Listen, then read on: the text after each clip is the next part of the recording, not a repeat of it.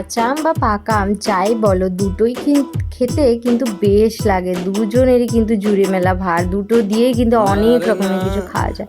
তো আজকে আমি আম পান্না বানাবো, তার জন্য আমটাকে সিদ্ধ করে নিয়েছিলাম আর তার সাথে জিরে একটু খোলায় ভেজে নিয়েছিলাম, সেটাকে আমি গুঁড়ো করে নিয়েছিলি। আর সেদ্ধ করা আমটাকে মিক্সিতে এখন পেস্ট করব, তার সাথে দিলাম পুদিনা পাতা, চিনি, বিট নুন, আর যে পেস্টটা আমি বানিয়েছিলাম জিরের গুঁড়ো সেটা একটু দিলাম। আর এখন গ্লাসের গায়ে একটু শুকনো লঙ্কার গুঁড়ো, তার সাথে নুন, সেটা আমি দিয়েছিলাম। আর এই ঘরগুলো যেন আমি মেলায় কিনেছিলাম, বেশ সুন্দর দেখতে না?